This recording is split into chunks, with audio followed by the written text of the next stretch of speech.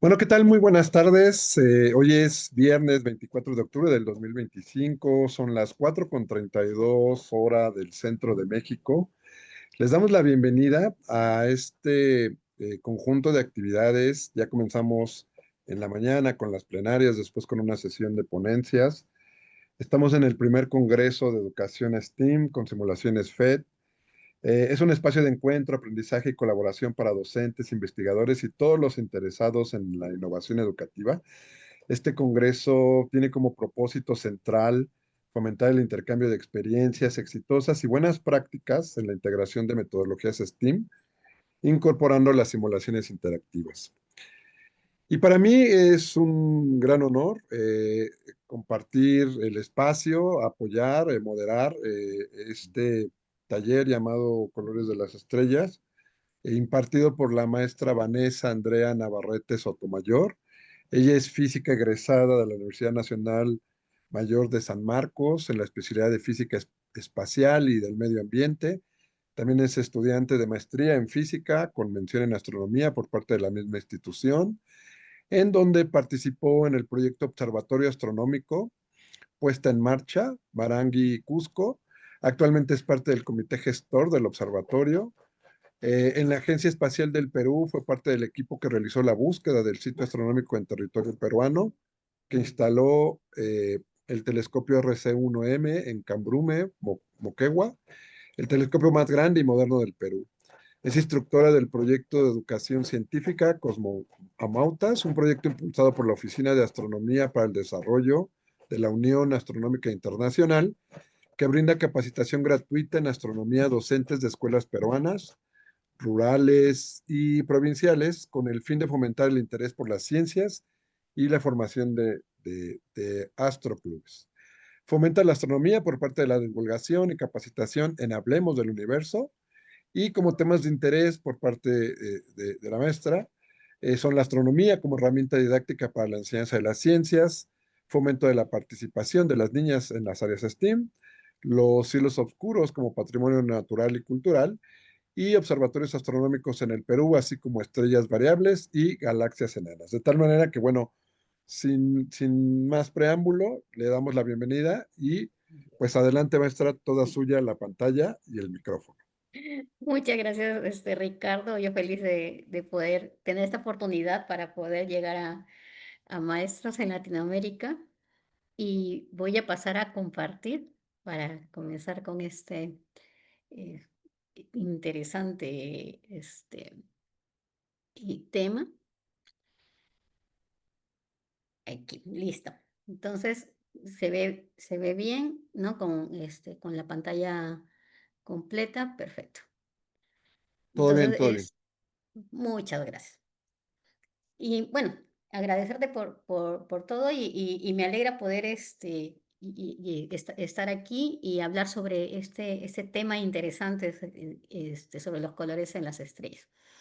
¿Y cómo empieza todo? ¿No? O sea, nosotros podemos ir a un lugar despejado, a un lugar libre de contaminación atmosférica y lumínica, y nos podemos topar con un cielo completamente despejado.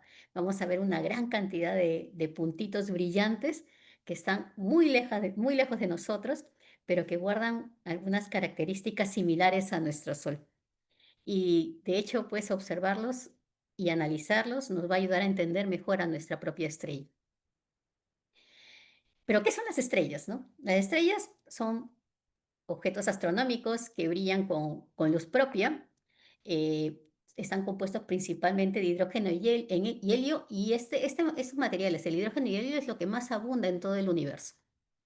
Tienen forma esférica, viven muchos años, ¿no? Tantos años que nosotros no hemos visto nacer al Sol. De hecho, nació mucho antes, que hace como 5.000 millones de años, antes de que el ser humano surja acá en nuestro planeta.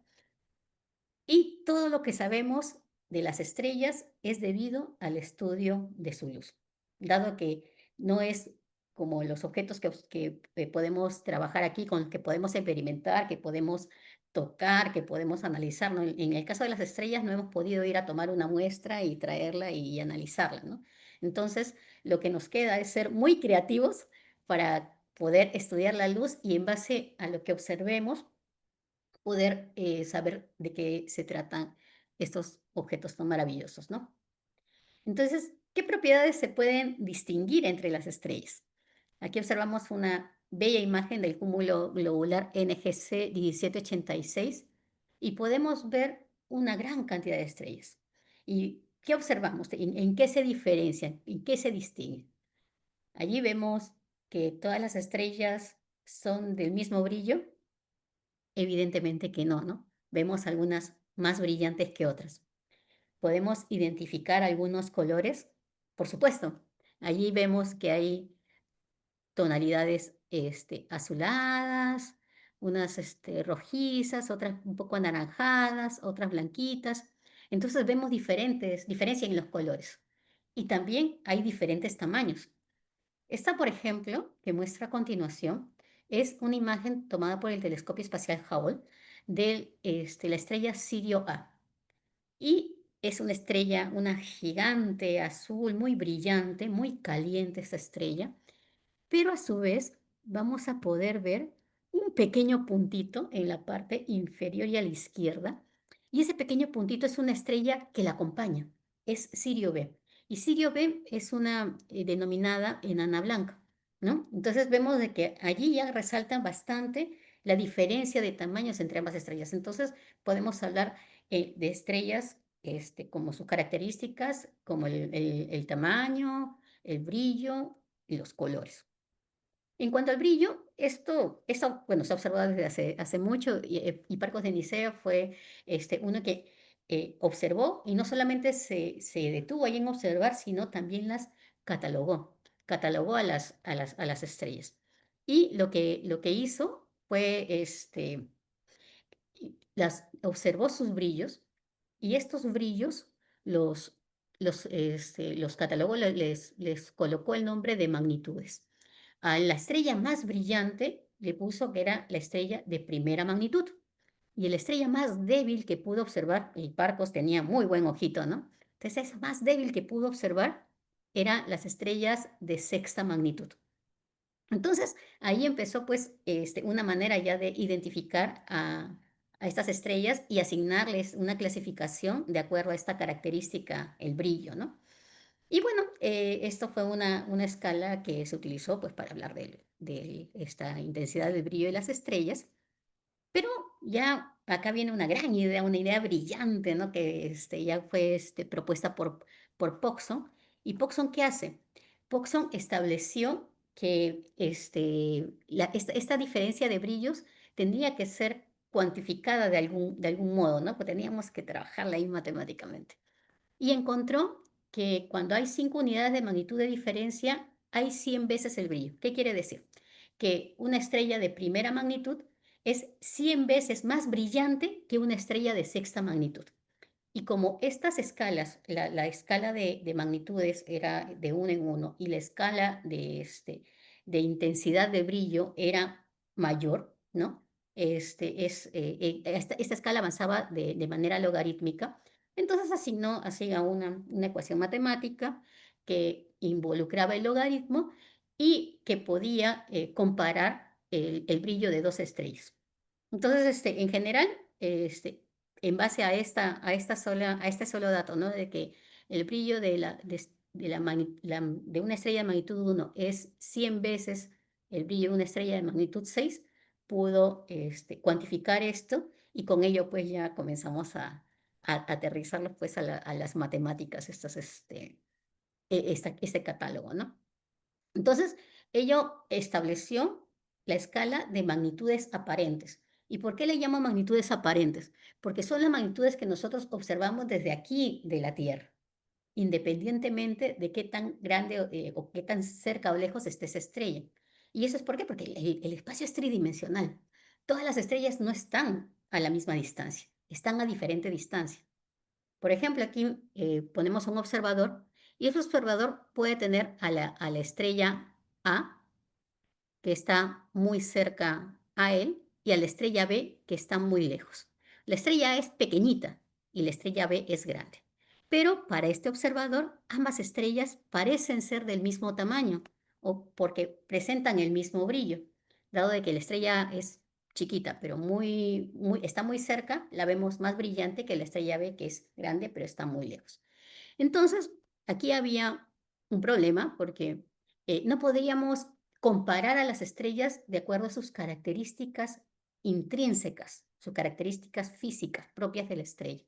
Entonces teníamos que establecer algún tipo de acuerdo para ver cómo compararlas, ¿no? Este problema se puede evidenciar aquí en la Tierra, en el plano terrestre, cuando estamos en una carretera. Sabemos que las municipalidades, los gobiernos de las zonas, colocan la bombilla de la misma intensidad en todo el camino. Entonces, ahí se ve claramente cómo los focos, esas luminarias que están más cerca, se ven mucho más brillantes y cómo se ven menos brillantes las que están más lejos. Esto responde pues a una ley, ¿no? Con la que disminuye el brillo, que es la ley del cuadrado inverso de la distancia, ¿no? Es una ley muy conocida. Pero básicamente este concepto que lo conocemos aquí, que lo hemos establecido aquí con observaciones en la Tierra, lo podemos utilizar para el espacio y podemos tratar de encontrar un poco más de información de lo que hay en el cielo, ¿no? Aquí, por ejemplo, tenemos de nuevo al observador, tenemos esta estrella que está muy cerca, y estas son las magnitudes aparentes, ¿no? O sea, ve a esa estrella muy cerca y la ve muy brillante, y estas dos estrellas que están un poco más lejos las ve menos brillantes. Pero ¿qué pasa si estas estrellas yo las llevara a una misma distancia? Entonces, esta estrella que es muy brillante, al ponerla más lejos, ¿no? Porque está muy cerca, al ponerla más lejos, se va a ver menos brillante. Y estas que están muy lejos, al acercarlas a esta distancia conveniente que yo quiero colocarlas, entonces se ven más brillantes. ¿Y esto para qué nos sirve? Porque cuando tenemos a las estrellas a la misma distancia, podemos compararlas, ¿no? Podemos ver cuál es más grande o más brillante, pero ya intrínsecamente, ya físicamente, y hay una comparación real entre ellos. Esta distancia adecuada es 10 parsec. Un parsec es el equivalente a 3,26 años luz. Cuando hablemos de parsec, es esa distancia. Entonces, 10 parsec es 32,6 años luz. Y esa es la distancia a la que nosotros colocaríamos a las estrellas matemáticamente, ¿no? Porque no las podemos mover en el espacio. Pero con esto nosotros podemos saber, podemos compararlas a ellas físicamente, ¿no? Eh, pero para esto, ¿qué necesitamos? Necesitamos saber a qué distancia se encuentra cada una de ellas. Y si sabemos ya a qué distancia se encuentran, podemos saber cuánto brillo cambia al traerla a la distancia de 10 parsec. Y esto es por la ley que les comenté antes de cómo es que disminuye la intensidad de la luz conforme uno se acerca, se aleja de la fuente, ¿no? Y esto es por la ley del cuadrado inverso de la distancia. Y una manera para poder encontrar estas distancias a estrellas cercanas es el método del paralaje.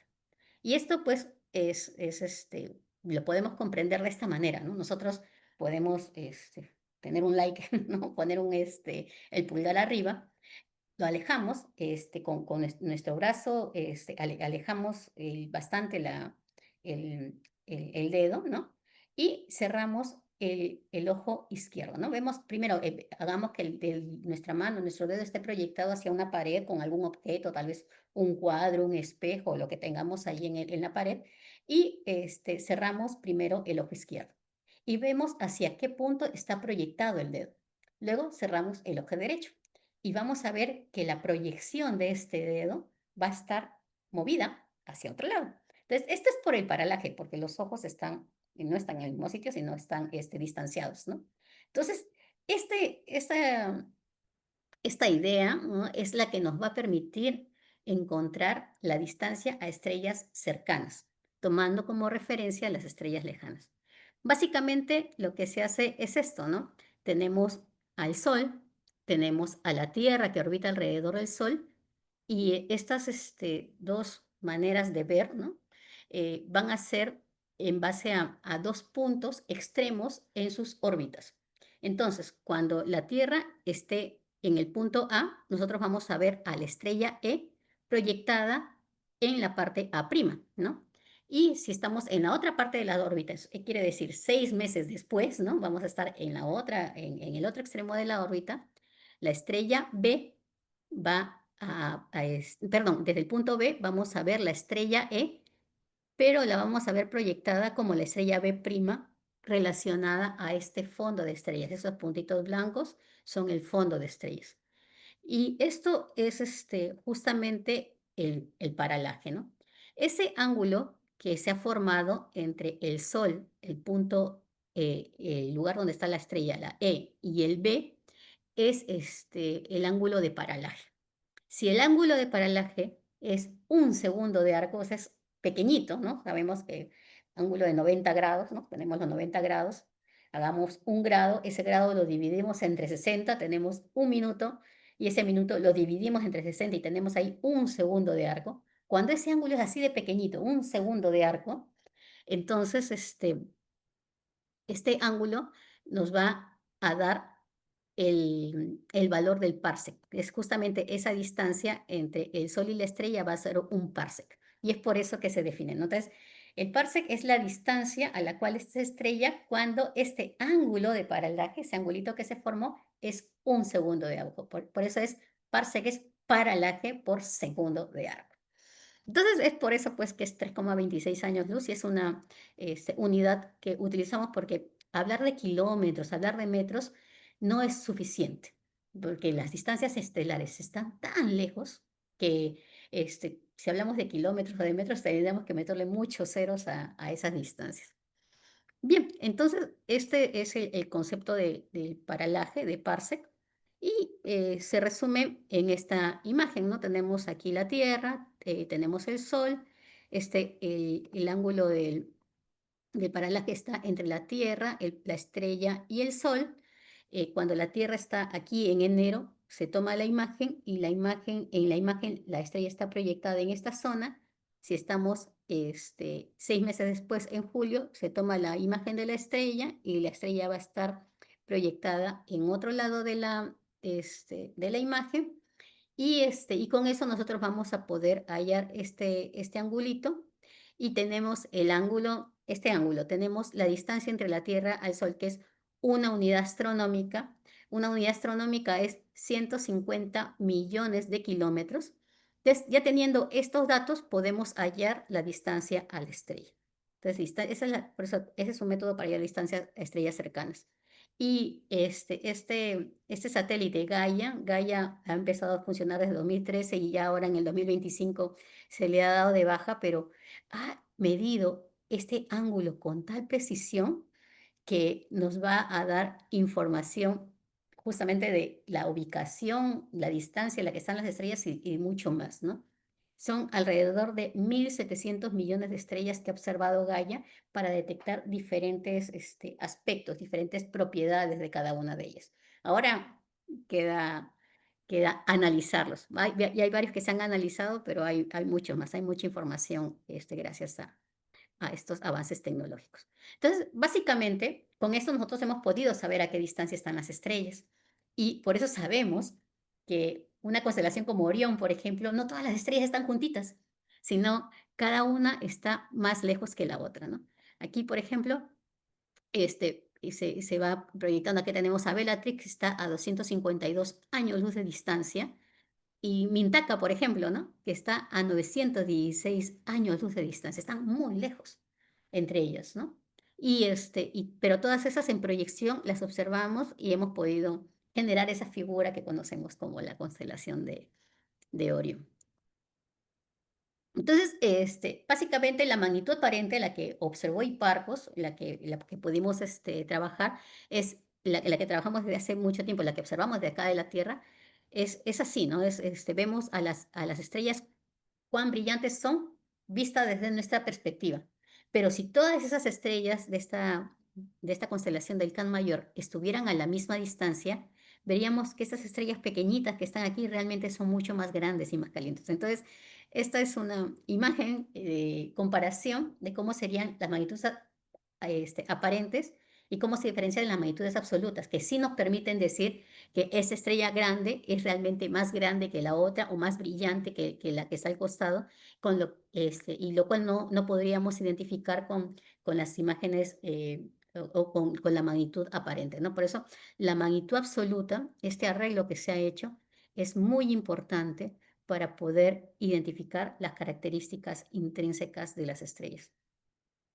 Algo que también quería acotar es justamente la temperatura, ¿no? Nosotros estamos acostumbrados a trabajar en grados en Celsius, pero en astronomía se utiliza la escala de temperatura absoluta, el Kelvin. Y el Kelvin tiene una diferencia de 273,15 grados Celsius, bueno, grados con la Celsius, ¿no?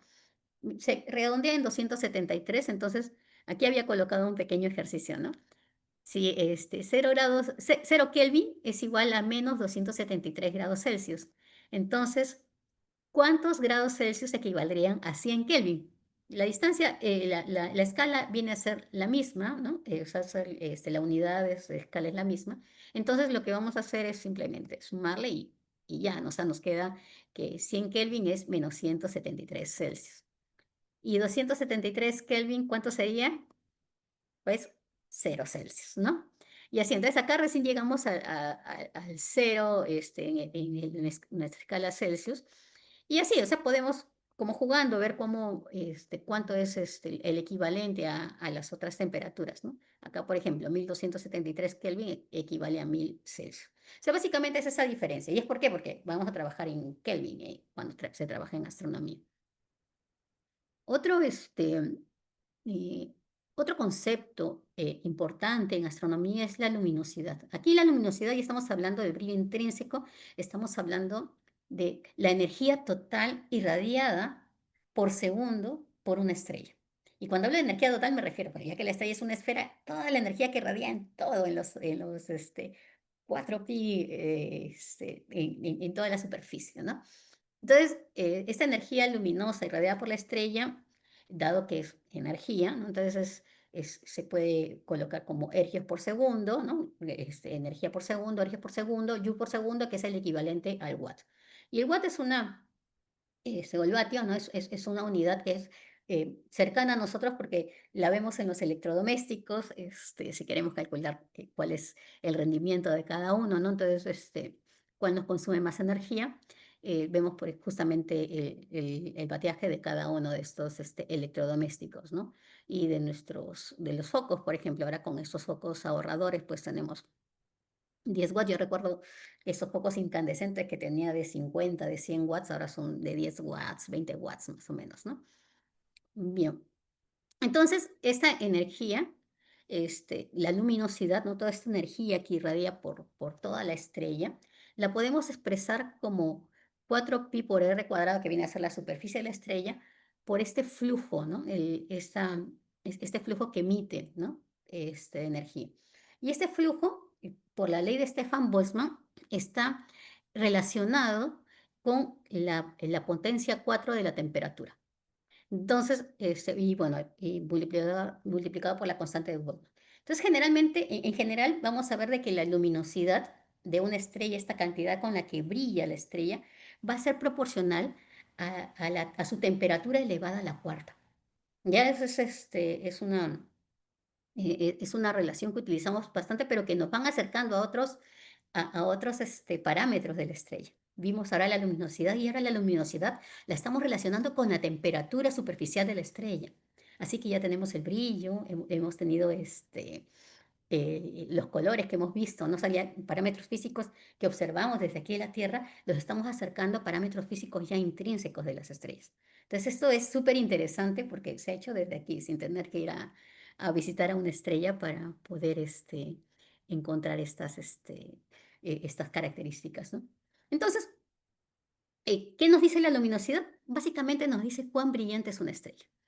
Y si queremos comparar la luminosidad de dos estrellas, podemos calcular esa razón entre dos estrellas con brillos superficiales, con temperaturas superficiales diferentes. Y hablo de temperatura superficial porque la temperatura en la superficie de una estrella es muy diferente a la temperatura que hay en el centro.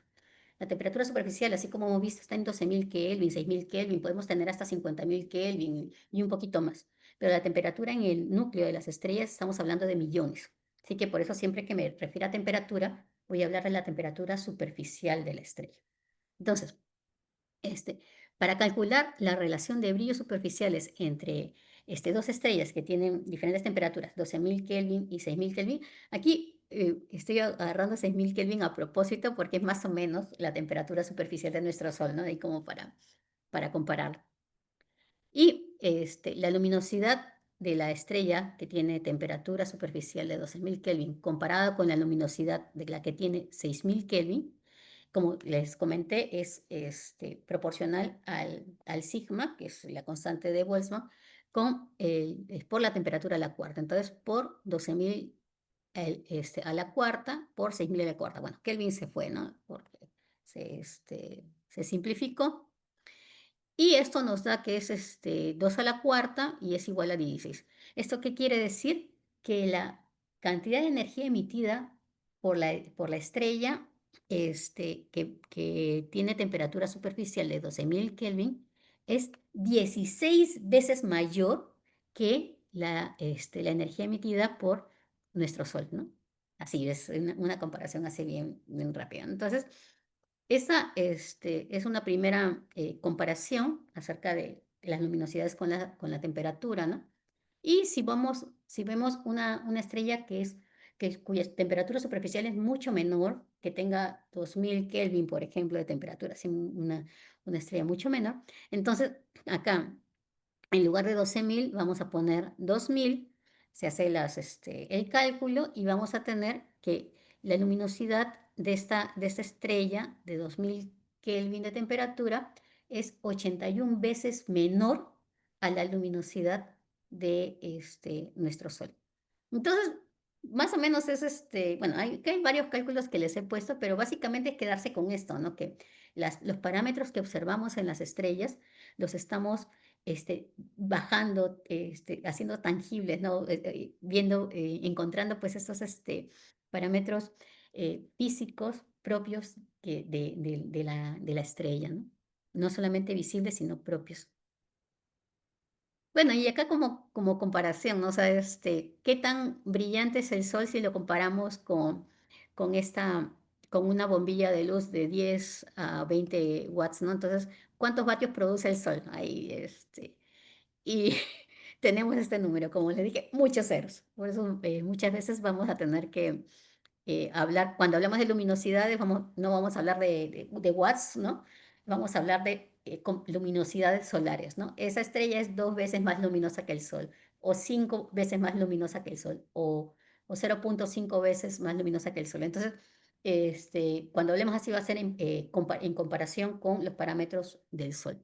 Pero aquí como para un ejercicio, ¿no? El Sol emite 380 cuatrillones de vatios, ¿no? Que es la energía emitida por cada segundo. Entonces, aquí observamos a una constelación que a mí me gusta mucho, la constelación de Orión, es preciosa, es muy brillante. ¿Y qué pasa con la constelación de Orión? Vemos un par de estrellas que son muy brillantes. Está Betelgeuse y está Rigel, ¿no? Y nos preguntamos, ¿por qué Betelgeuse es rojiza? ¿Por qué Rigel es azulada? ¿No? ¿A qué se debe? ¿Por qué esos colores tienen que ver con algún parámetro especial que tengan estas estrellas? Tal vez nos puedan hablar de algún parámetro desconocido. ¿Por qué son esos colores, no? Y, y es más, yo podría preguntarles, ¿no? En base a esos colores, nosotros podríamos pensar qué estrella es más caliente, cuál es más fría.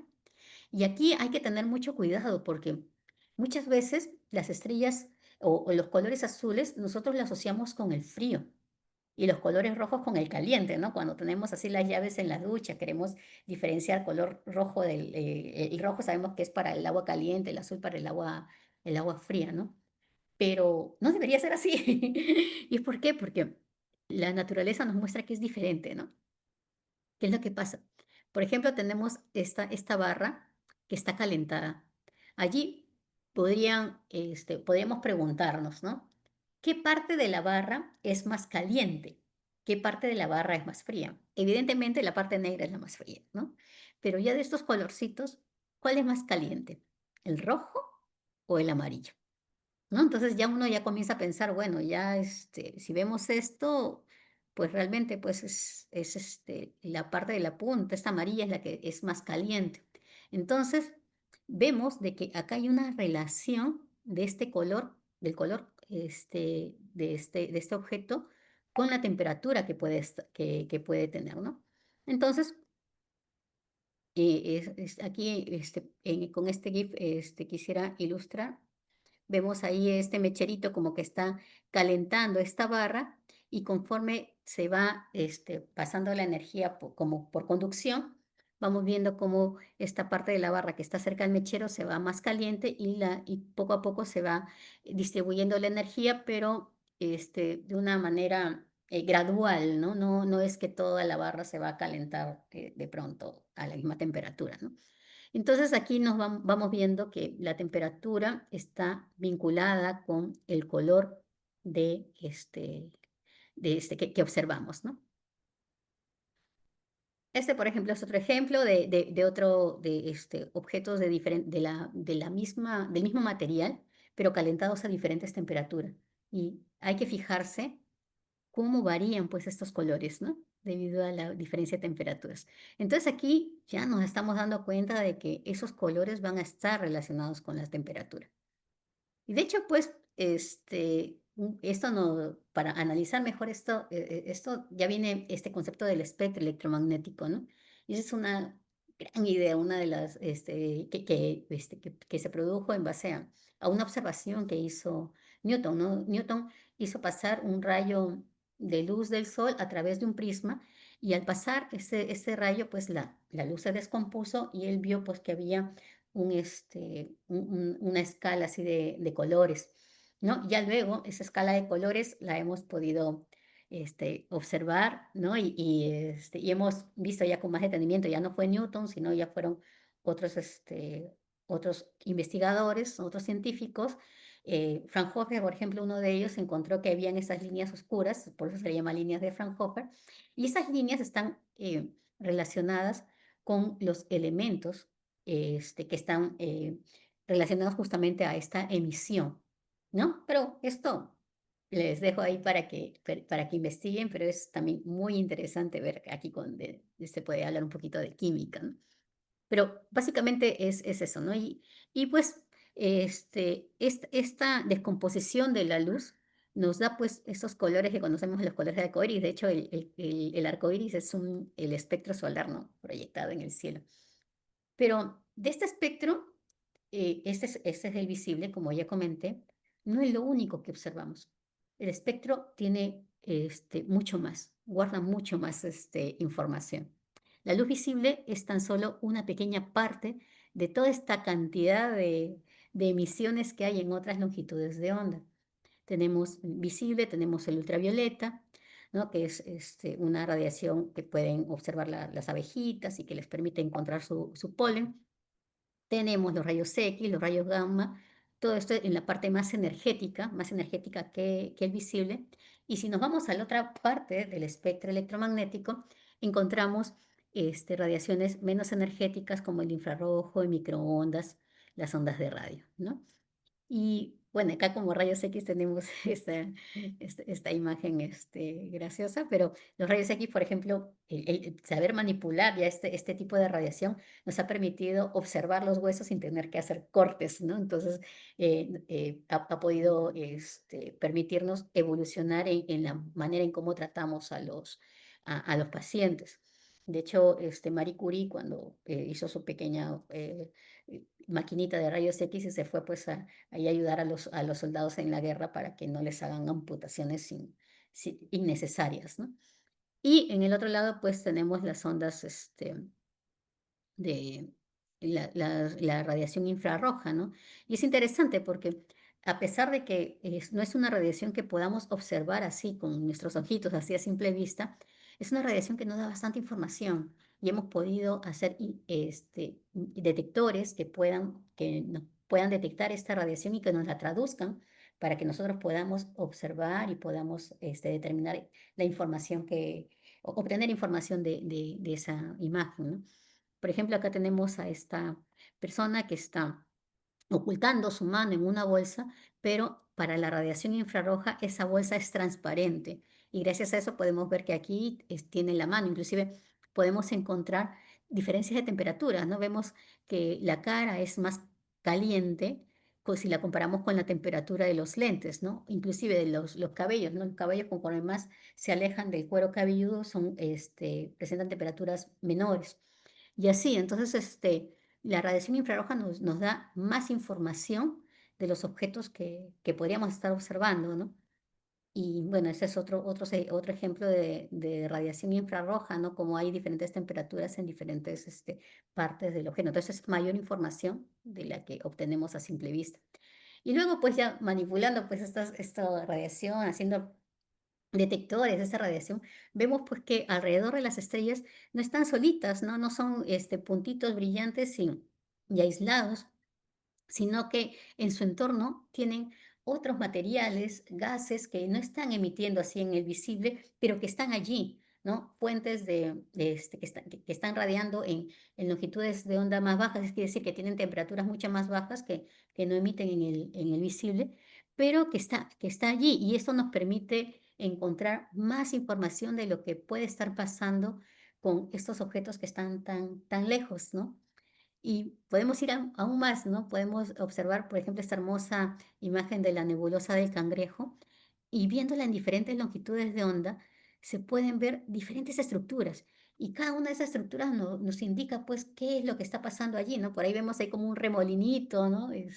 Alrededor de un puntito que viene a ser un pulsar, que es una estrella, que gira muy rápido, ¿no? Y es muy caliente y es el producto de una estrella gigante que explotó, murió y quedó pues este pulsar, ¿no? Como resto, como evidencia de que vivió esta estrella, ¿no? Entonces, hay mucho que podemos aprender en base a la radiación, ¿no? Y hago aquí pues como ejercicio un poquito para ponernos en contexto, pues y mi pregunta sería, ¿hacia dónde se incrementa la energía teniendo esta imagen? ¿No? Tenemos acá estas longitudes más chiquitas, acá estas longitudes de onda más largas, ¿no? Entonces, ¿hacia dónde se incrementa la energía? ¿Hacia la izquierda o hacia la derecha? ¿No? Entonces, allí podríamos ver que la mayor cantidad, la energía mayor está relacionada con las longitudes de onda más corta y las energías menores con las longitudes de onda más larga. Entonces, uy, perdón, la energía se incrementa desde acá, desde la derecha hacia la izquierda. ¿Y dónde son las longitudes de onda más larga? Bueno, eso ya les spoileé, ¿no? Pero las longitudes de onda más larga, ¿dónde se encuentran? Se encuentran para este lado, ¿no? La longitud de onda más larga, la distancia entre dos picos, ¿no? Y la longitud de onda más corta, pues se encuentran para este lado, ¿no? Entonces, ahí vamos viendo cómo es que está distribuido el espectro. ¿Qué otra cosa? ¿Dónde se encuentran las frecuencias más largas, o perdón, las frecuencias más altas, y dónde las frecuencias cortas, ¿no? Y vemos pues que las frecuencias altas están para este lado, es decir, las frecuencias altas están relacionadas con la longitud de onda corta y las bajas frecuencias están relacionadas con la longitud de onda larga. ¿Qué más? Aquí podemos ampliar el espectro de luz visible, ¿no? Donde tenemos así también estas, más o menos está desde 700, desde 400 a 700 nanómetros es el rango en donde se encuentra la luz visible, ¿no? ¿Qué más? Y podemos ver que teniendo la luz visible acá, las longitudes de onda cortas, o sea, las radiaciones más energéticas, las vamos a ver hacia acá, hacia la izquierda, como son los rayos gamma, los rayos X, la radiación ultravioleta, y hacia la derecha vamos a tener pues estas menos intensas, que es como el infrarrojo, el microondas y las radioondas. Y con esto pues, este, al fin podemos entrar ya en la simulación FET, con la cual vamos a poder explorar justamente cómo es que varía esta intensidad luminosa, ¿no? Entonces, para eso, tendrían que ingresar a la simulación y, pero, es para explorarla, ¿no? ¿Y cómo exploramos esta simulación, no? Eh, podemos ver la simulación, tenemos acá el espectro de cuerpo negro, ¿no? Que tenemos cómo es que varía la intensidad, la densidad de energía espectral, cómo es que se va incrementando, se va incrementando, se va incrementando rápidamente, llega a un pico y luego baja un poco más lentamente, ¿no? Así. Entonces, tenemos aquí esta simulación y exploremos, pues, o sea, vamos a ver que en esa simulación encontramos estos cuadraditos con las lupitas con el más y menos que nos permiten ajustar las escalas en los ejes, ¿no? Para incrementar o disminuir la escala. Es decir, acá tenemos de 0 a 100, pero si podemos más, de pronto va a salir de 0 a 20, ¿no? Entonces es como que nos va a hacer un zoom de una parte más chiquita acá de esta gráfica, ¿no? Y del mismo modo aquí, ¿no? En la longitud de onda vamos a poner más. Este cero va a ser fijo, pero en lugar de 3 aparecerá 2, aparecerá 1 y veremos una zona un poquito más cercana a esta parte, ¿no? Entonces, ahí se puede ir explorando. Luego tenemos esta parte de la escala de temperatura. Este triangulito que está ahí es un punto móvil que nosotros podemos con el cursor este, pincharlo y subirlo y bajarlo, y con esto vamos a ver que la temperatura va a variar en esta zona de aquí, ¿no? Vamos a ver cómo varía, es a 5.800 aproximadamente la temperatura superficial del Sol. Si lo subimos, vamos a tener la temperatura superficial de Sirius A. Si lo bajamos, vamos a tener la temperatura superficial de un foco hasta de la Tierra, ¿no? Entonces podemos ir explorando por allí. ¿Qué más? Aquí podemos ir moviendo la escala, ¿no? Cada vez más altas hasta llegar a 10.000 K. Y bueno, hay una guía ahí que elaboré, que compartiremos. Y en esta guía hay algunas preguntas que responder, ¿no? Por ejemplo, justamente relacionado a la interacción con estas bases. Entre las preguntas justamente eso, ¿no? Movemos escalas cada vez más altas y qué es lo que observamos, ¿no? ¿Qué es lo que está variando por aquí, ¿no? ¿Qué es lo que pasa? Hay que ver bien esta estrellita que está aquí, ver esta parte de los colores, ¿no? Ver cómo es que la gráfica varía a medida que se sube o se baja, ¿no? ¿Qué más? Movemos la escala hasta 2500, o sea, hasta acá la parte más baja. ¿Y qué observamos, no? Cómo es que se va corriendo el pico. Entonces, es una de las cosas que hay que observar justamente es cómo este pico varía, ¿no? ¿Qué otra cosa más? Y podemos jugar justamente con este cuadrito de aquí. Aquí le echo un zoom. Si le pongo si le hago clic aquí a valores de la gráfica, lo que voy a tener es justamente esto, ¿no? En este punto, en el punto máximo de la curva, vamos a tener un cursor, un puntito que va a estar señalando justamente la densidad de la energía espectral en este punto, en la longitud de onda y en el punto máximo de la gráfica, ¿no?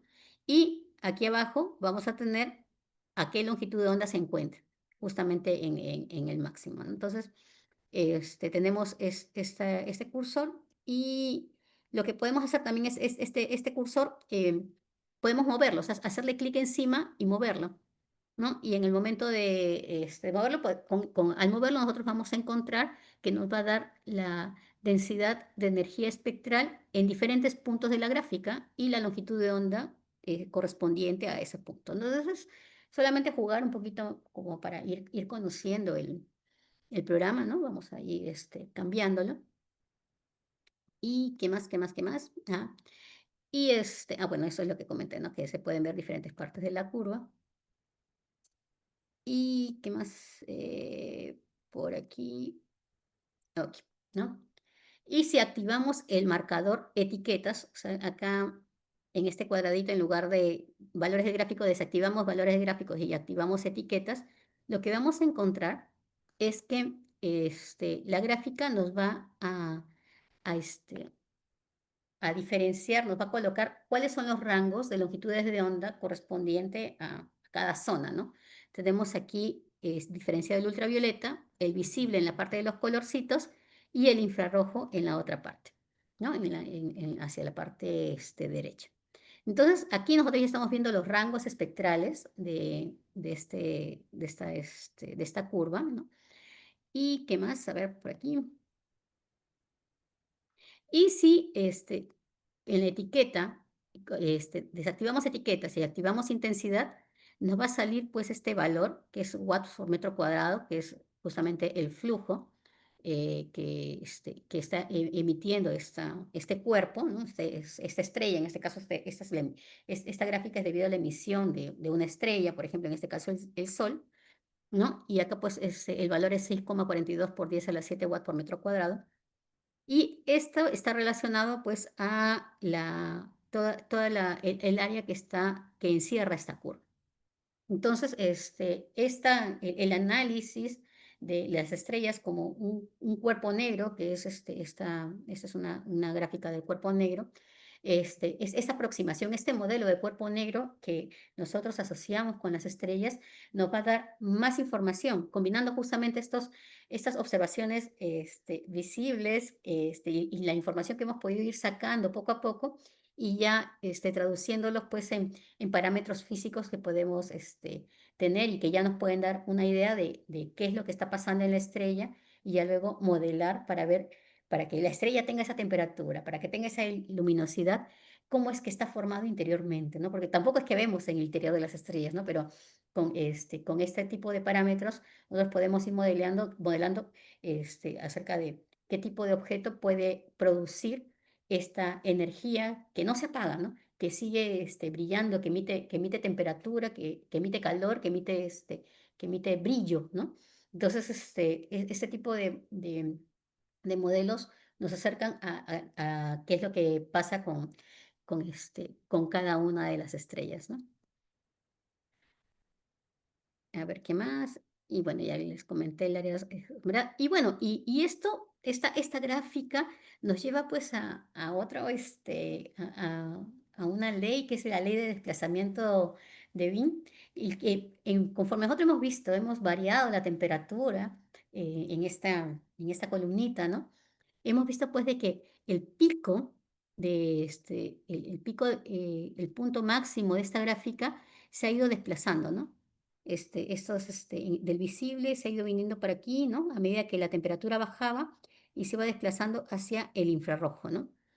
Y bueno, si nosotros incrementamos la temperatura, no 6000, si no le poníamos más, vamos a ver pues de que este piquito iba a ir aumentándose ya yendo como hacia el ultravioleta.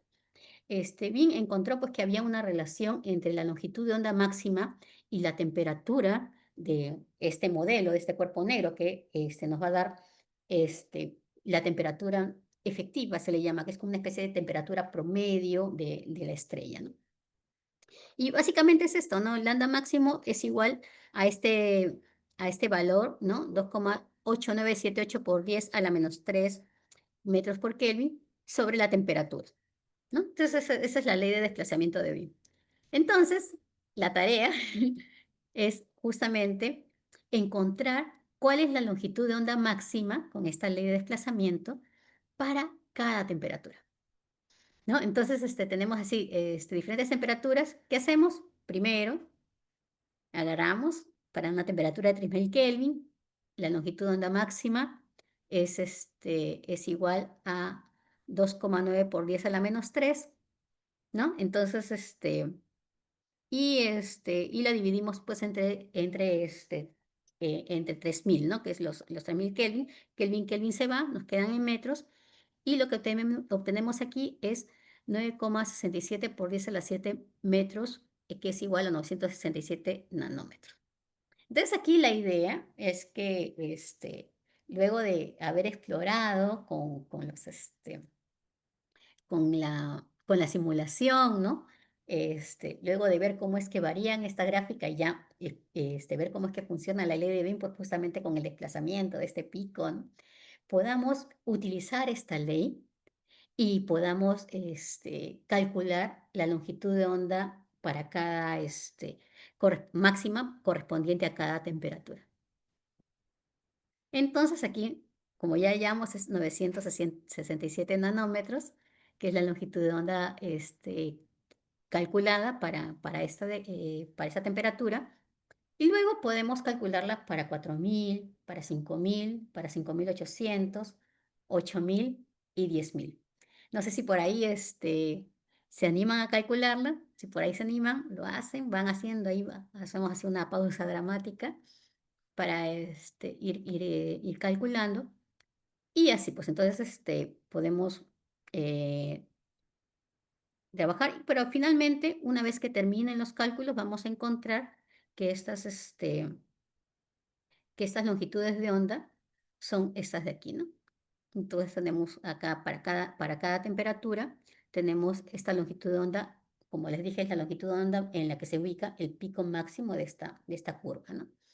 Y ahora otra cosa interesante, ¿no? O sea, podemos volver a la simulación, ¿no? Aquí creo que puedo, a ver, ahí. Podemos volver a la simulación, podemos ir acá a ¿dónde estás? A esta de aquí. Justamente, ¿no? A donde están estas longitud de onda, el rango ultravioleta, el visible y el infrarrojo. Y lo que queda ahora es esas longitudes de onda máxima que hemos encontrado en cada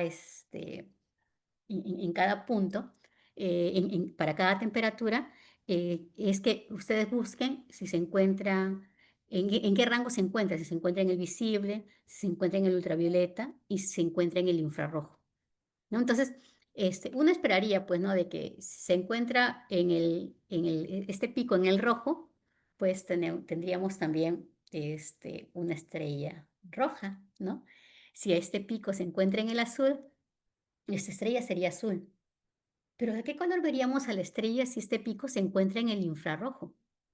Entonces, a ver si no, a ver, creo que mejor voy a compartir por aquí, déjame ver, acá está. Listo. Entonces, aquí tenemos la simulación. Uy, un ratito, sino que aquí está. Y en la simulación podemos ver un ratito, sino que me desaparece aquí la simulación en la pantalla.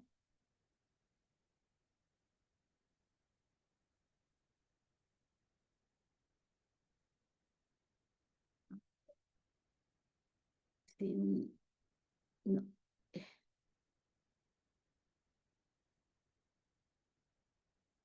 perdón, ¿dónde estás? Se me desaparece la simulación.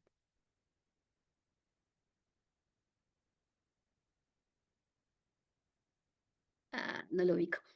Ya, bueno, pero básicamente, en la simulación, lo que habría que hacer es buscar justamente en dónde es que está ese pico. Y si nosotros pasamos este pico al infrarrojo, veamos cómo es que está la distribución en el visible. Entonces, al pasar el pico al infrarrojo, ahí se ve, ¿no? Si nuestro pico estuviera en el infrarrojo, nuestra gráfica aquí en el visible sería así como una curvita que va bajando, ¿no? Voy a dejar, si no, de compartir. Ahí está, voy a dejar de compartir y mejor voy a compartir de nuevo mi pantalla, pero la que tengo abierta en la web, porque si no, me quedo corta y no puedo,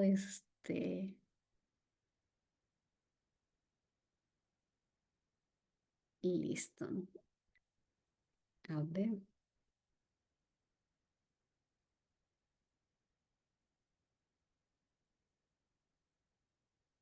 Ujú. Por aquí, por aquí, por aquí.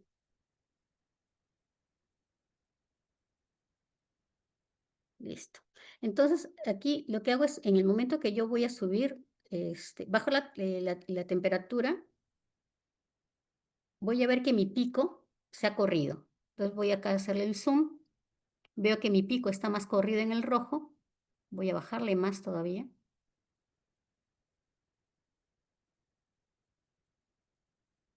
Y si bien mi pico está en el rojo, este, está en el infrarrojo, ¿no?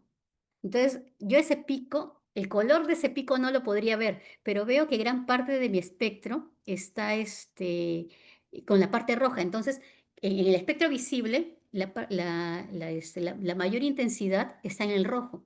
Entonces, esta estrella yo también la voy a ver roja, a pesar de que el pico de radiación, por ser muy baja temperatura, esté en el infrarrojo. Y lo mismo, si yo esta estrella fuera muy brillante, a ver, vamos a reducir aquí ya, vamos a ponerle así más grande. Entonces aquí vemos que ya el pico de radiación de esta estrella se encuentra en la parte ultravioleta. Y bueno, este pico no lo vamos a ver porque nosotros no vemos en el ultravioleta. Bueno, un detector sí, pero no vemos. Sin embargo, la mayor intensidad en el visible se encuentra en esta parte violeta, en el azul. Entonces va a haber como que una combinación de colores aquí, ¿no? Pero ¿qué pasa si nosotros tenemos nuestro pico del sol? Entonces aquí vamos a agrandar un poquito aquí. Fíjense, el sol, ¿en dónde se encuentra? El pico, ¿en dónde se encuentra? Vemos que el pico del sol está por aquí, por el celestito, por el verde, ¿no? Pero nosotros no vemos al sol celestito de verde, ¿no? Nosotros lo vemos pues como amarillo, como naranja, ¿no? No lo vemos verde, no lo vemos celestito, o acá medio celestito, pero más que todo, la longitud de onda del sol, no, es más acá, perdón, eso le saca más abajito, está en el verde. Entonces, pero nosotros no vemos al sol verde, entonces, ¿qué es lo que está pasando allí, no? Y esto es interesante porque podemos ir a ver, espere, aquí ven mi diapositiva, ¿por dónde se fue? Ah, por aquí está. Ujú, listo.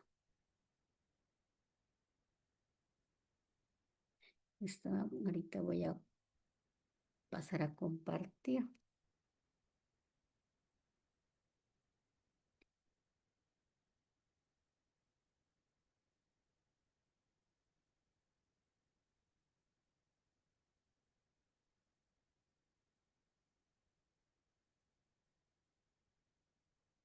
Listo, eso ya lo habíamos,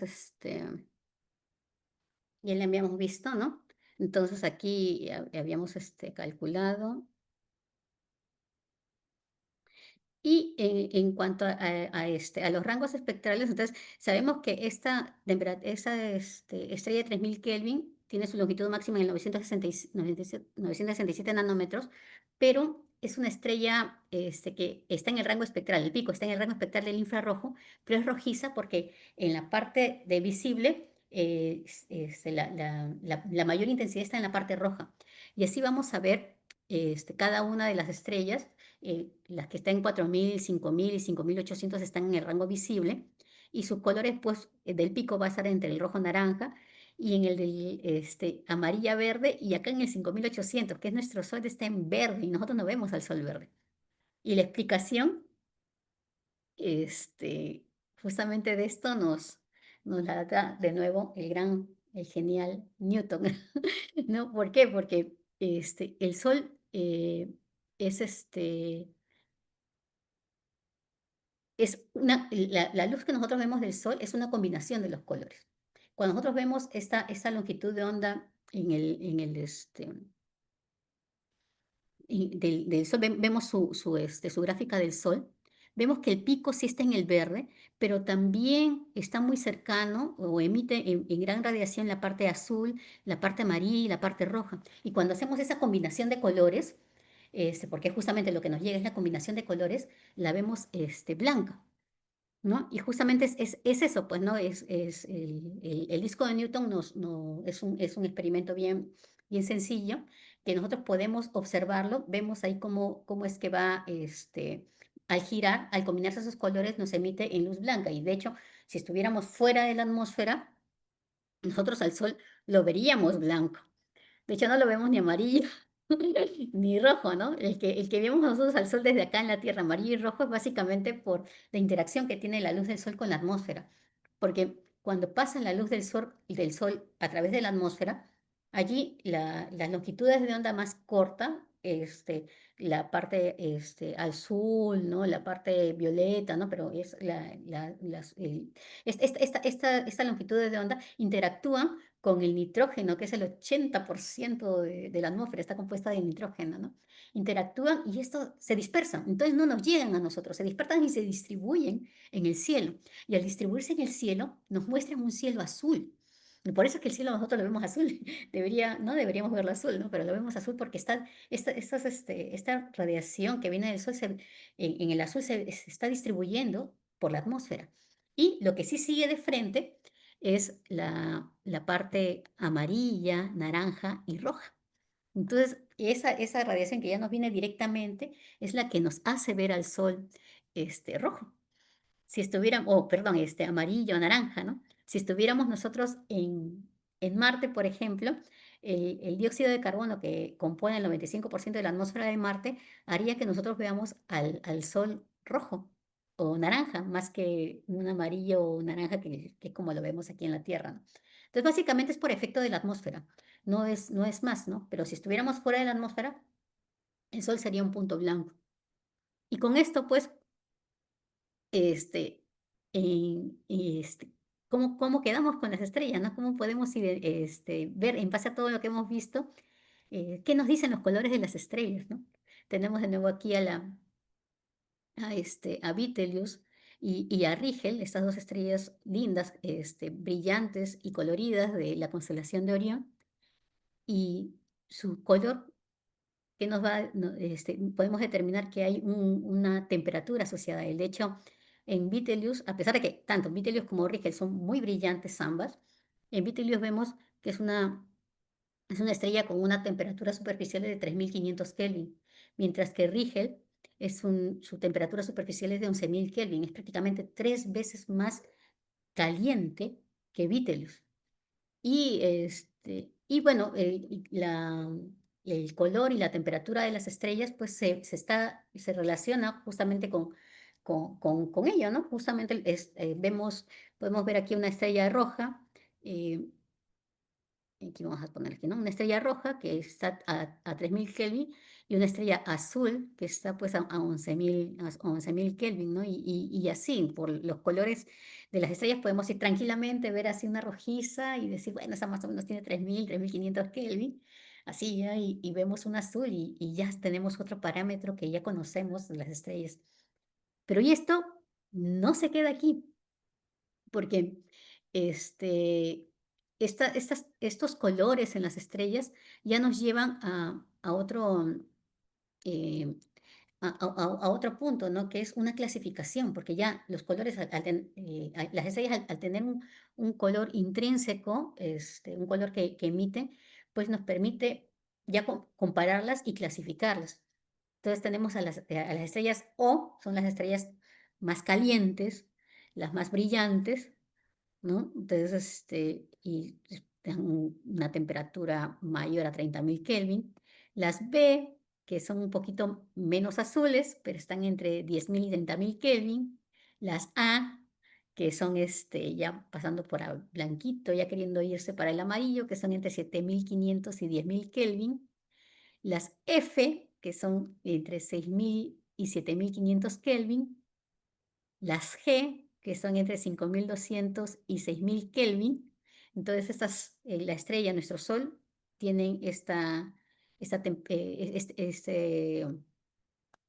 esta tem- nuestra estrella, el Sol es una G, ¿no? De hecho, esto tiene que ser un poquito más blanco, ¿no? Las K, que son más anaranjadas, que son entre 3.200 y 5.200 Kelvin, y las M, que son más rojas, ¿no? Que son entre 2.400 y 3.700 Kelvin.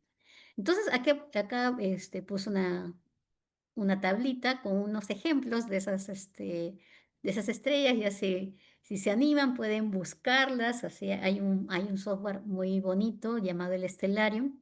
Con este software ustedes podrían buscar las, estas estrellas ahí en su localidad para saber en dónde están ubicados justamente en esa noche, ¿no? O a qué hora la podrían ver, hacia dónde tienen que observar y ver pues si logran identificar justamente estos colores, ¿no? Si viendo a Sigma Orionis pueden verla que es así una estrella media azulita, o ver buscar a Arturo y encontrar que es una estrella así un poco anaranjadita, ¿no?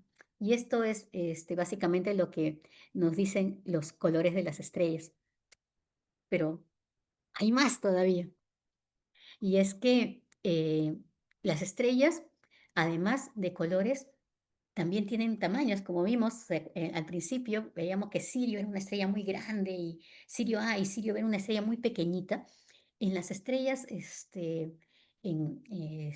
observamos, también podemos identificar justamente esos tamaños. Por ejemplo, aquí se ve el Sol, que es este puntito. Para nosotros es una estrella grande, pero es realmente una estrella muy pequeña. Y con el Sol está Sirio, que es una estrella un poquito más grande, Pollux, Arturo, ¿no? Pero ya si la comparamos con Betelgeuse, que justamente esa estrella que vimos en la constelación de Orión, esa estrella roja, vemos pues que Betelgeuse es mucho más grande, ¿no? De hecho, si no me equivoco, si colocáramos a Betelgeuse en lugar del Sol, sería tan grande que llegaría hasta la órbita de Júpiter, ¿no? O sea, todos estaríamos allá dentro de Betelgeuse. Así de grandes, así de enorme. Y más grande que Betelgeuse está Antares. Entonces, ¿qué es lo que podemos hacer con esta información? ¿No? Tenemos las estrellas de acuerdo a sus temperaturas y también hemos visto las luminosidades de la estrella debido a la energía que pueden emitir. ¿Y qué les parece si los graficamos? Entonces podemos graficar estas estrellas y tenemos pues una gráfica donde en el eje de las Y tenemos la luminosidad relativa al Sol. Eso quiere decir que 1 quiere decir que es la luminosidad solar, 100 es 100 veces la luminosidad del Sol, 10.000 es 10.000 veces la luminosidad del Sol, y acá abajo la temperatura en Kelvin. Ojo que acá hay una cosa interesante, ¿no? Porque tenemos 25.000 Kelvin aquí y en el otro extremo tenemos 3.000 Kelvin.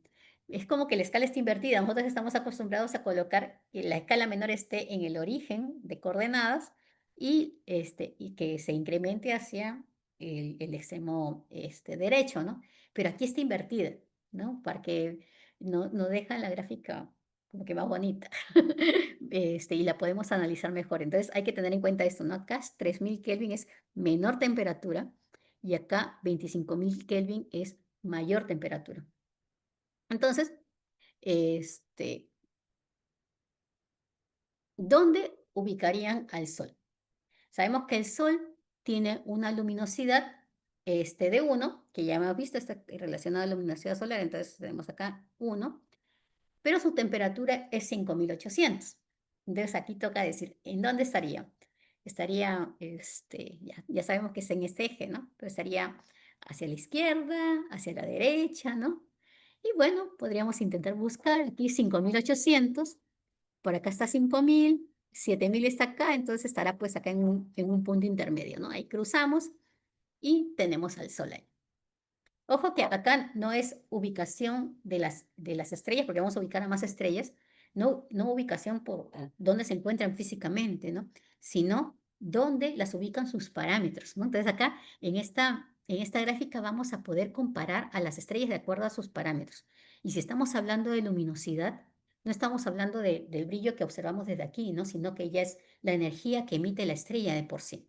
Entonces, una estrella con mayor luminosidad es más energética o emite más energía que una con menor luminosidad. Entonces estamos hablando de los parámetros intrínsecos, ¿no? Entonces tenemos aquí al Sol. Luego tenemos las estrellas Vega y Sirio son más brillantes que el Sol y también más calientes. ¿Dónde se pondrían? Si tenemos acá el Sol, ¿estarían más arriba o más abajo? ¿No? Entonces, primero nos dicen que es más brillante. Si es más brillante, la luminosidad relativa al Sol. Entonces vemos acá, 1 está acá, 100 está acá, entonces más brillantes hacia arriba, ¿no? Y también es más caliente.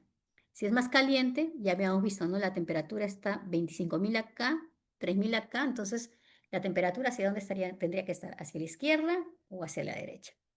Entonces, vemos que es hacia la izquierda.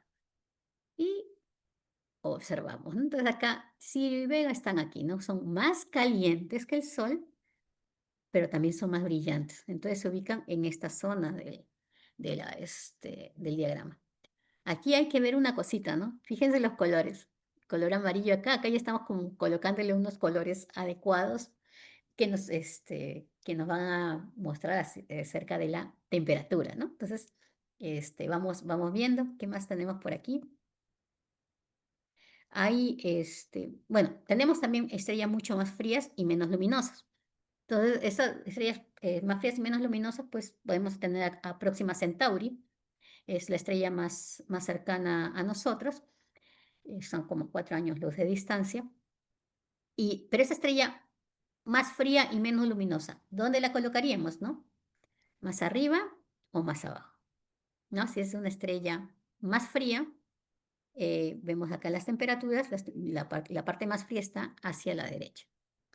Y menos luminosa, hacia arriba es la más luminosa, hacia abajo menos luminosa. Entonces, estaría por aquí, ¿verdad? Vamos a ver. Aquí está, Próxima Centauri.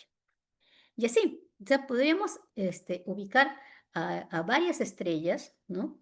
Ver sus parámetros, calcular esa luminosidad con la que emiten las estrellas. Podemos calcular su temperatura con el color, ¿no? Tener un estimado de la temperatura del color. Y en el momento de colocarlas en el diagrama, en este diagrama, vamos a encontrar que la mayoría se encuentran en esta línea. O sea, siguen esta línea. A esta línea se le conoce como secuencia principal y es donde se ubica la mayoría de estrellas. Pero también hay estrellas que se encuentran en otros lugares de la secuencia principal. Entonces, ¿cuáles son esas estrellas? Arturo y Aldebarán son dos estrellas que son mucho más brillantes que el Sol. Entonces, tenemos el Sol, estrella más brillante que el Sol, entonces están en la zona más arriba, pero que son más fríos. La zona más fría está hacia la izquierda, entonces más brillante que el Sol, más fría, entonces podríamos tenerla en esta zona de aquí, ¿no? Y esas son Arturo y Aldebarán, esas dos gigantes rojas, son estrellas muy grandes, son gigantes, se llama gigante roja. Y ¿qué más? Tenemos a Betelgeuse también, Betelgeuse que la habíamos visto de la constelación de Orión. Esa estrella es una estrella brillante, pero es brillante porque es grande, es una supergigante roja. Así se le llama, porque es tan grande que se llama supergigante roja. Y es más luminosa que Aldebarán y Arturo justamente porque tiene una mayor área que emite luz, ¿no? Pero su superficie es más fría. Y como es más fría, está más pegada pues hacia la derecha y también su color es más rojito. También hay otras estrellas supergigantes, pero son supergigantes azules. Y al ser azul, ya vamos viendo, ¿no? ¿Qué temperatura tiene? Son muy grandes, son muy calientes. Entonces, son estrellas calientísimas, que son, un ejemplo es Rigel y el otro es Deneb, ¿no? Rigel también era la otra estrella que habíamos visto en la constelación de Orión y Deneb. Y así, o sea, podemos ubicar a más estrellas, ¿no? También encontramos estrellas muy calientes, pero que son muy débiles. ¿Y débiles por qué? Si son calientes, ¿por qué son débiles? Porque son chiquitas. Entonces, el área que emite, que emite esa radiación es muy pequeña y es por eso que se le ven muy débiles. Y esas estrellas como Sirio B, que es esa pequeñita que vimos en la primera imagen, no Sirio A y Sirio B, esa chiquitita, se les conocen como enanas blancas y son parte de la muerte de una estrella como el Sol, ¿no? O sea, cuando el Sol muera, va a producir una enana blanca, se va a quedar una enana blanca ahí, ¿no? Y esas enanas blancas, por ser chiquitas y calientes, se van a encontrar en esta zona de este diagrama. Entonces, algo que se puede observar en este diagrama es que las estrellas se van agrupando, ¿no? O sea, todas estas son como que un tipo de estrellas, Por aquí tenemos las gigantes, ¿no? Estas son de secuencia principal. Las gigantes que están por aquí, que las tenemos entre azules y también rojizas. Y tenemos estrellas mucho más grandes que son las supergigantes, ¿no? Y bueno, por ahí algunas intermedias tendremos, ¿no? Y a todo esto se le llama el diagrama de Hertzsprung-Russell, pues y ese es un diagrama muy importante para la astronomía. Y es interesante porque se nos está comparando a las estrellas, sus características físicas, con su temperatura, su brillo, su tamaño, ¿no? Y con ello nos pueden dar más información todavía de qué es lo que sucede con esas estrellas, ¿no? ¿Por qué? Porque lo que vemos es que si nosotros queremos comparar, queremos saber, cómo sabemos, ¿no? Cómo es que el Sol va a transcurrir en su vida, tenemos que buscar a estrellas similares al Sol, es decir, a estrellas que tengan la masa como la de nuestro Sol, ¿no? Que tengan la temperatura similar a la del Sol y buscar varias estrellas y compararlas, ¿no? Y esta comparación nos va a dar eh, una idea de cómo es el camino evolutivo, porque en estas estrellas que vamos a buscar como el Sol, vamos a encontrar que algunas van a ser más jóvenes que el Sol y otras más viejas que el Sol. Entonces, esas estrellas nos van a indicar cómo fue el Sol de joven, cómo fue el Sol antes y cómo va a ser el Sol más adelante. Y es con eso que nosotros hemos podido saber cómo es la evolución, cómo fue la evolución del Sol antes del momento actual, cómo terminará, cómo morirá el Sol, cómo será en la vida de las estrellas, las gigantes, las supergigantes, ¿no? Cómo es que va a suceder la vida de cada una de las estrellas, ¿no?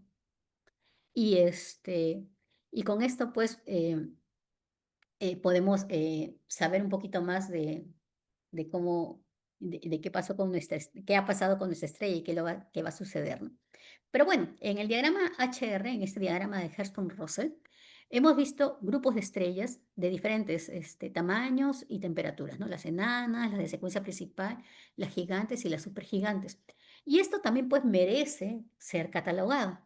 Y han sido catalogadas como sus clases de luminosidad, se le llama, ¿no? Clase de luminosidad de las estrellas.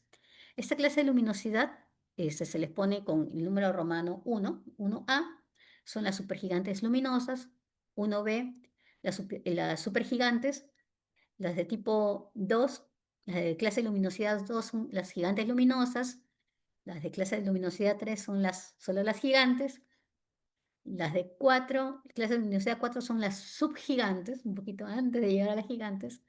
Las 5 son las enanas de secuencia principal, justamente esa línea que estaban la mayoría de estrellas ahí colocadas, son llamadas enanas de secuencia principal. El Sol es una enana de secuencia principal. Las tipo 4 son las subenanas y las tipo 7 son las enanas blancas, ¿no? Que ya son estrellas pues, que ya es parte de la muerte de una estrella. Y lo interesante de todo esto, pues, es justamente cómo nosotros podemos trazar esa vida de la estrella.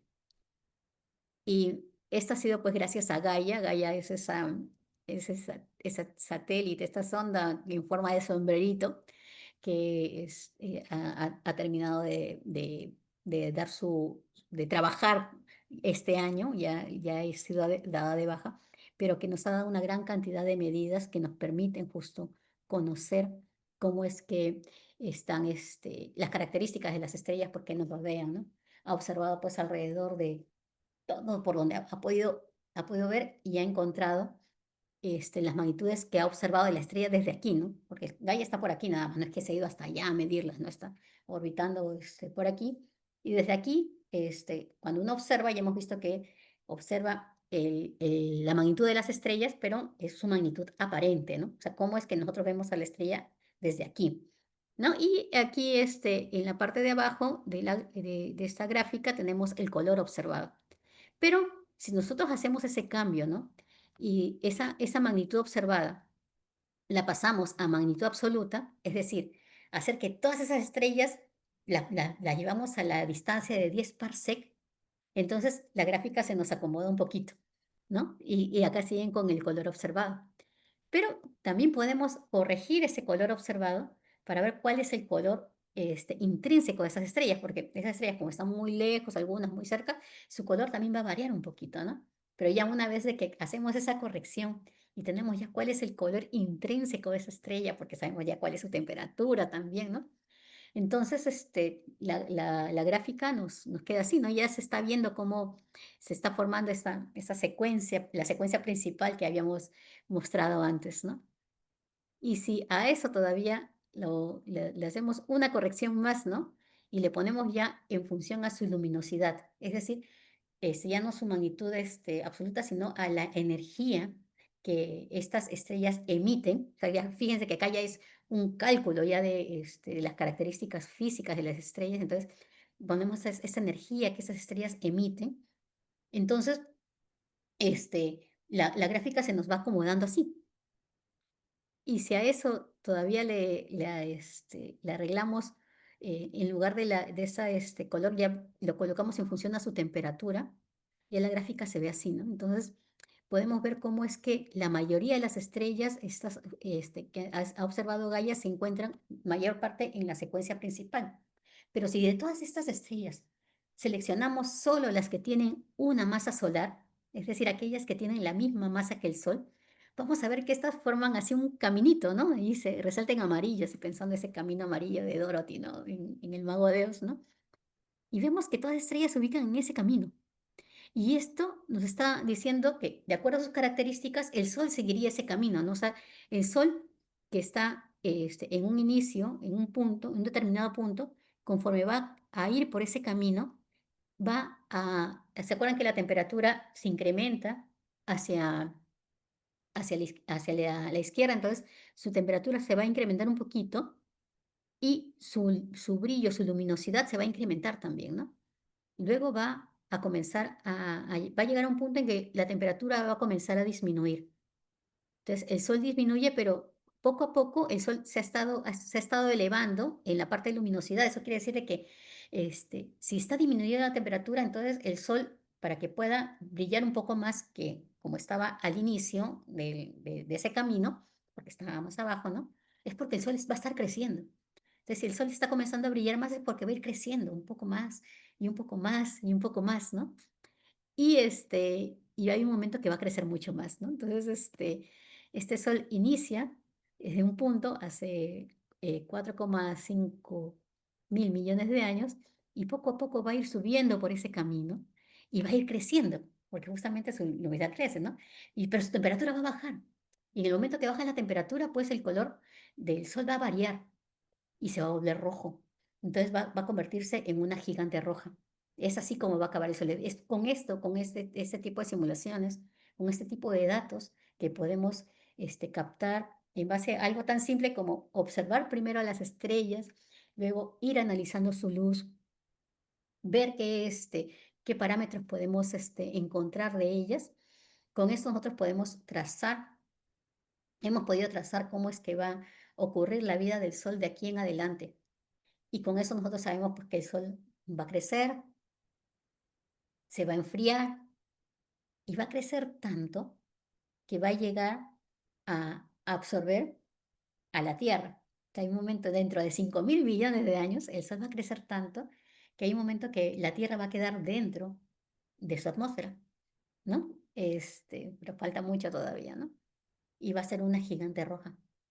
Y esa gigante roja luego sus capas externas van a ir expulsándose poco a poco por unas, ya no va a ser una estrella que esté en equilibrio hidrodinámico como está ahora, sino va a convertirse en una estrella variable que va a ir pulsando, que va a ir botando sus capas externas hasta que, y en esas capas externas pues va a formar lo que llamamos una nebulosa planetaria, un bellísima forma de morir, ¿no? Formando una preciosa imagen y en el centro va a quedar un puntito brillante que no va a ser más que los restos del núcleo de esa estrella, ese núcleo que por mucho tiempo generó energía y esa energía que mantuvo calientito al sol y calientito a nosotros, porque el sol brilla, el sol emite energía y esa energía que libera, que emite nos llega acá a la Tierra y es por eso pues que vivimos aquí, ¿no? En una temperatura tan cómoda para nosotros. Entonces, eso es lo que en síntesis va a pasar con el Sol, ¿no? Entonces el Sol va a ir avanzando en el diagrama, va a ir enfriándose, va a ir creciendo y hasta que luego, pues, conforme las capas se vayan liberando, va a ir dejando, eh, descubriendo a ese núcleo, y el núcleo, como les comenté al principio, pues, tiene una temperatura de millones de grados. Entonces, esa temperatura, pues, se va a ir observando ya con las capas externas del Sol que se va a ir yendo, y es por eso que acá la temperatura se incrementa y finalmente, pues, ya cuando todo termina, pues el Sol se va a convertir o va a quedar solamente la enana blanca, ¿no? Que viene a ser el núcleo del Sol. Y así como el Sol, vamos a tener diferentes caminos evolutivos para diferentes estrellas. Y algo interesante, algo importante es que vamos a poder observar es que la manera en cómo evolucionen las estrellas, la manera en cómo éstas vivan, va a depender de la masa inicial con la que ellas se formó. El Sol, con una masa solar, que es nuestro parámetro, desde que su nacimiento hasta su muerte, va a pasar 10.000 millones de años, ¿no? 5.000 millones hasta antes de hoy y 5.000 millones más que se van a completar hasta su muerte. Y en este camino va a seguir este camino evolutivo, ¿no? Hasta que en esta parte es BN, que es nebulosa planetaria, y luego va a bajar hasta llegar a la parte de enanas blancas, ¿no? Y si fuera una estrella más, menos masiva que el Sol, esas estrellas, si el Sol era 10.000 millones de años, estas estrellas van a vivir 800.000 millones de años, o sea, van a durar muchísimo más. Es más, las estrellas que nacieron con esta masa, aún no han muerto, ninguna ha muerto. Las que han nacido con masa como el Sol, hay varias que ya han muerto de las que nacieron primordiales, ¿no? Las que nacieron al principio. Pero de estas que nacieron con el inicio del universo, ninguna ha muerto. Son 800.000 millones de años. Y el universo pues tiene algo de alrededor de 13.500, así que no. En cambio, las estrellas que tienen tres masas solares más o menos, su, ya no van a llegar a los miles de millones, sino son 300.000 años. Nada más van a vivir menos. O sea, algo que vemos es que a mayor masa de las estrellas, estas estrellas, debido a que son más masivas, tienen mayor temperatura, hay mayor presión en su interior y van a acelerar la combustión de su material que está en el interior, ¿no?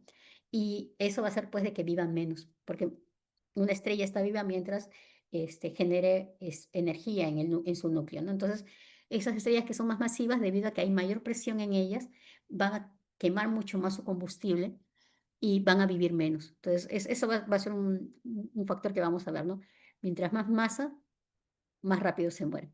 Pero mientras más masa, también pues van a morir de manera diferente, porque ya las que tienen 10 masas solares, 30 masas solares, no van a ser como una nebulosa planetaria que vimos, que les comenté, que las capas externas se iban liberando, sino estas van a explotar como supernovas, ¿no? Y en el momento de explotar, el núcleo, lo que va a quedar ya no va a ser esa enana blanca, sino va a ser un núcleo que va a girar muy rápido, que es el pulsar, que es lo que vimos en la nebulosa del Cangrejo, esa nebulosa que vimos a diferentes longitudes de onda, ¿no? Entonces va a ser un pulsar que va a girar mucho, que va a ser como un farolito, como una sirena, por eso se dice pulsar porque parece que estuviera pulsando, ¿no? Pero al final es como una sirena que gira y gira y gira. Y o si no, va a quedar un agujero negro.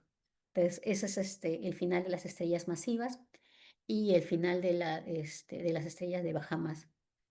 Y es así, ¿no? Como a partir de observar las estrellas hemos podido trazar la vida de ellas y ver cómo es que evolucionan. Y bueno, todo esto se resume en esta imagen que más que todo nos muestra pues de que el universo recicla. ¿Por qué? Porque de esta nube de gas y polvo, bueno, esta nube de gas y polvo es parte de las columnas de la creación que se encuentran en la nebulosa del Águila. Es una imagen preciosa. Y acá hay una gran cantidad de material, de medio interestelar, mucho gas, mucho polvo, junto, ¿no? Es inmenso, es mucho más grande que el sistema solar, es muy grande, son esas nubes, ¿no? Entonces, todo este material junto, poco a poco, la gravedad los ha ido agrupando cada vez más y más. Y en ciertas zonas se van a formar, en las zonas, justamente en esas zonas más oscuras, es donde hay mucho más de ese material. Y es oscuro porque todo ese material, al ser más denso, no permite que pase la luz que está por la parte de atrás. Pero conforme más oscura, hay mayor masa allí que se está acumulando y la gravedad hace lo suyo. La gravedad los va juntando, los va agrupando y cada vez va haciendo de que en su interior se vayan generando pequeños grumos, ¿no? Algo así, me imagino como cuando uno hace la avena, ¿no? Y la avena pues no la disuelve antes en agüita y la está haciendo, entonces se generan como grumos, ¿no?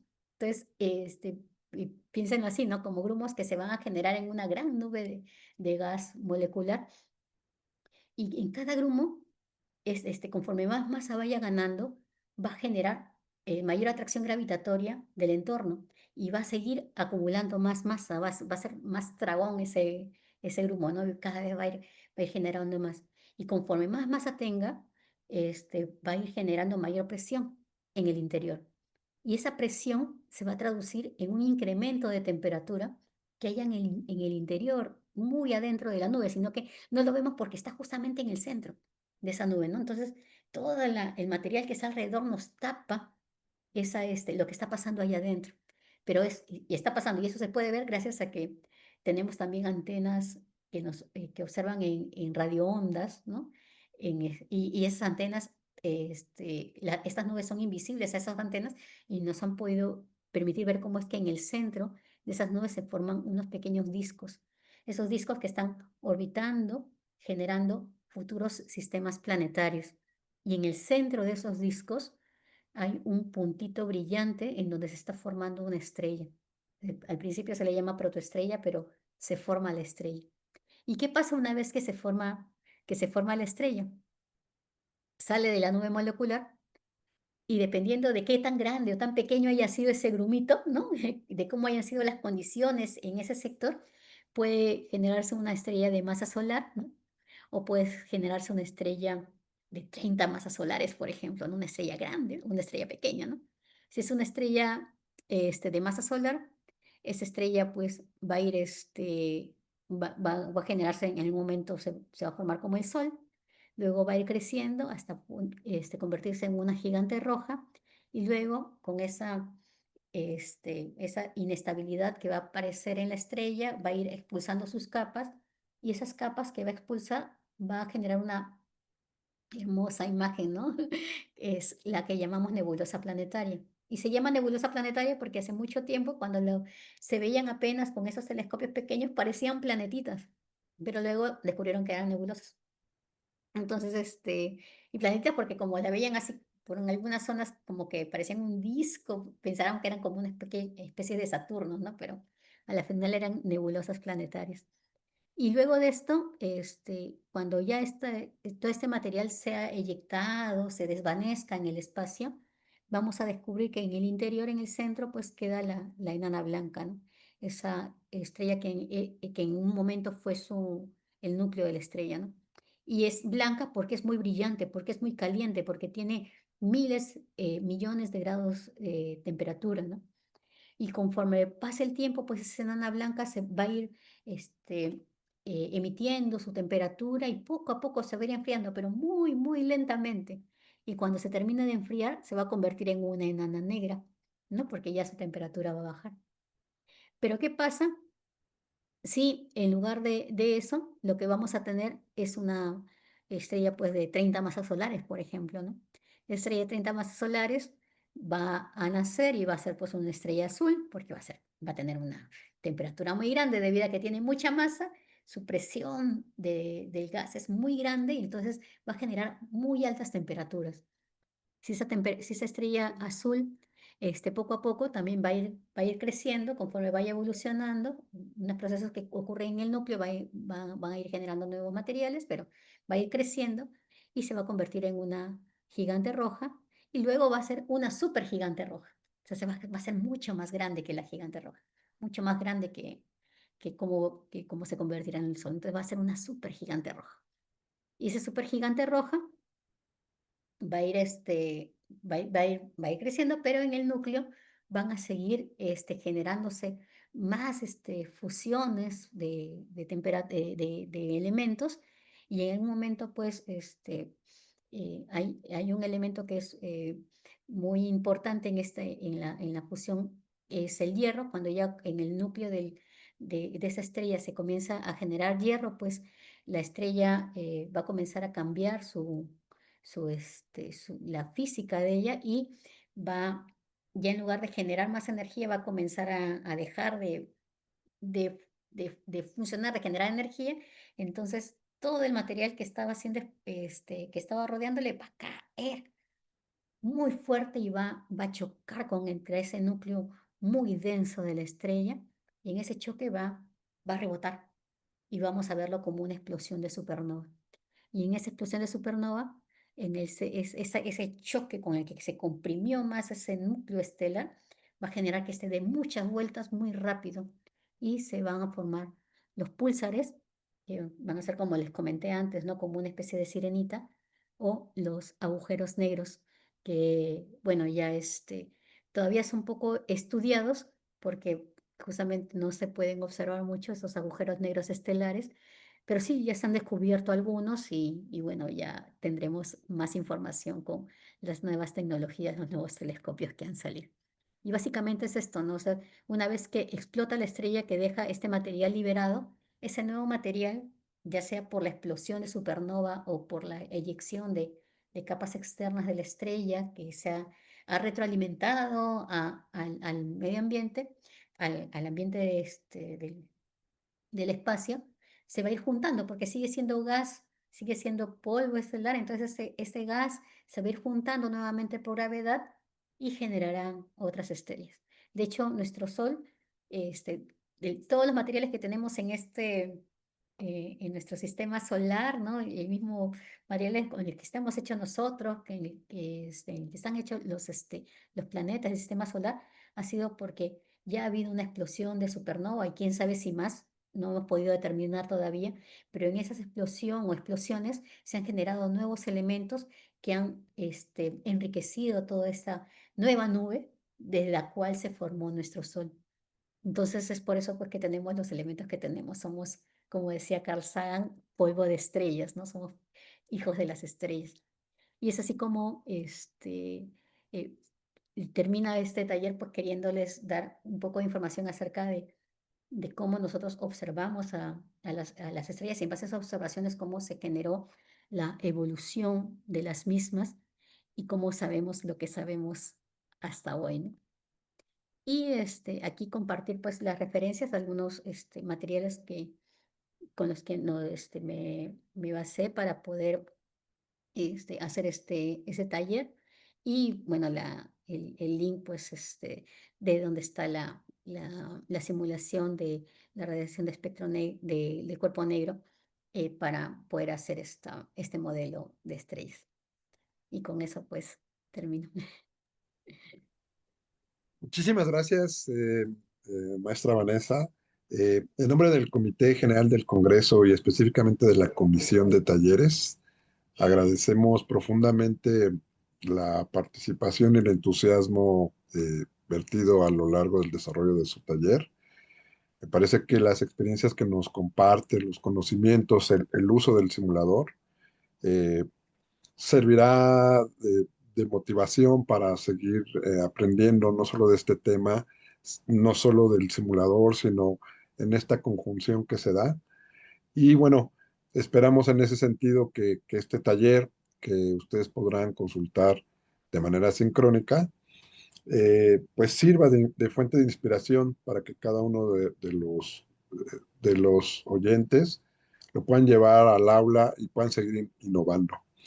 De tal manera que, bueno, les invitamos a seguir, a continuar con este diálogo el día de mañana. Nuevamente se repetirá el taller, habrá carteles y bueno, seguiremos compartiendo saberes y cerraremos con la conferencia magistral de Carl Willman, de tal forma que bueno, pues les agradecemos muchísimo su asistencia y pues hasta pronto.